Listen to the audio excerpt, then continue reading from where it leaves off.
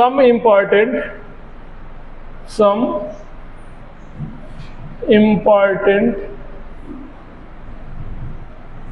determinant to remember.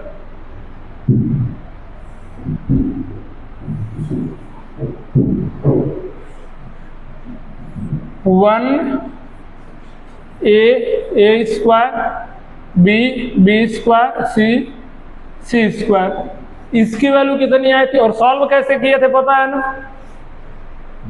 दो column के first वाले एलिमेंट को जीरो बना दिए थे, C1 को रिप्लेस कर दिए थे C1 माइनस C2, C2 को C2 माइनस 3। इसकी वैल्यू कितनी आई थी?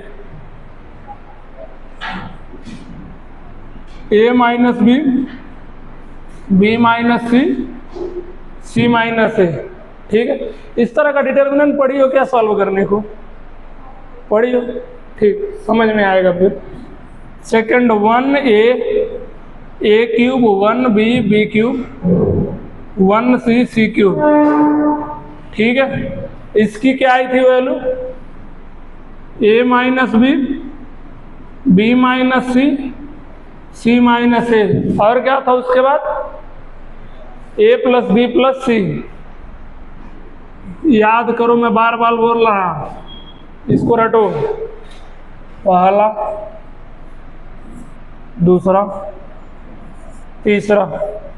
1 A square, A cube, 1 B square, B cube, 1 C square, C cube. इसकी वैल्यू कितनी आई थी? A minus B minus C minus A B plus B C plus C A.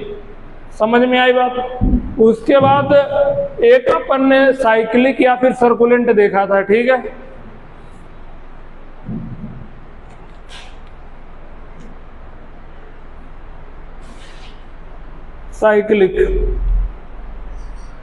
Cyclic में क्या था? A B C A B. इसकी क्या आई थी? माइनस का A cube plus B cube plus C cube minus 3abc। याद आ रही है? ठीक है, अब इसका दूसरे फार्मूले से भी वैल्यू लिख सकते हो। जैसे इसकी और वैल्यू क्या हो जाएंगी? मान लो यहाँ पे A plus B plus C, दूसरा A square plus B square plus C square minus A B minus B C minus C. इसको और भी तरीके से लिख सकते। समझ में आई? ए माइनस बी का whole square, B minus C का होल स्क्वायर, यहाँ 0.2 करके। चलो मैं लिख दे रहा हूँ वो भी। A plus B plus C upon 2। ठीक, और इधर ए माइनस बी का whole square plus B minus C का whole square plus C minus A का होल स्क्वायर। तीनों फार्मूले। अंदर वाला जो है उसी का ये दोनों फार्मूला है, पहले भी बताया जा चुका है। ठीक है, तो ये चारों रिजल्ट याद रखो। समझ में आई बात? यहाँ पे एक चीज मैं बता रहा था तुम लोगों को, थोड़ा सा आइडिया लेने के लिए। अगर एग्जाम में इस तरह के क्वेश्चन आए तो एक चीज पता है ना, कोई भी दो रो या दो कॉलम इक्वल हो तो डिटर्मिनेंट की वैल्यू 0 होगी। नहीं पता है?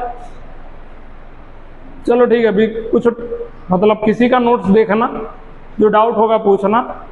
और अभी अगर नहीं समझ में आ रहा तो 1-2 दिन वेट करो, धीरे धीरे समझ में आएगा। ठीक है, तो देखो, किसी भी डिटर्मिनेंट की वैल्यू 0 तब होगी जब उसमें दो रो या दो कॉलम इक्वल। अब यहाँ पर देखो, अगर इसको अपन इक्वल टू 0 करें, सुनो ध्यान से, अगर इस डिटर्मिनेंट को अपन 0 करें और b की जगह पर a रख दें, सपोज करो, तो डिटर्मिनेंट की वैल्यू 0 हो जाएगी ना।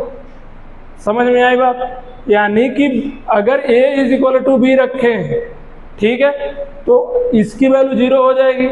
और a is equal to b रखने का मतलब a माइनस बी इसका एक फैक्टर है।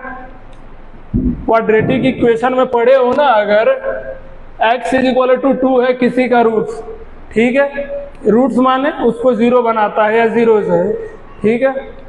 तो x माइनस 2 क्या हो जाएगा, उसका एक फैक्टर हो जाएगा ना। हाँ या ना, याद आ रहा है ना।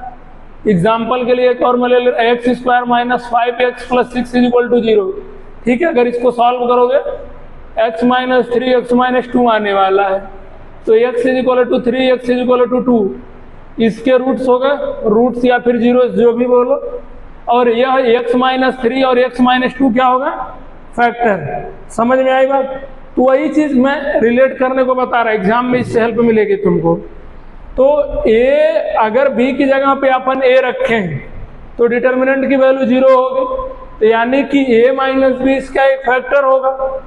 समझ में आ रही बात। उसी तरीके से b माइनस सी भी इसका एक फैक्टर होगा, c माइनस ए भी इसका एक फैक्टर होगा।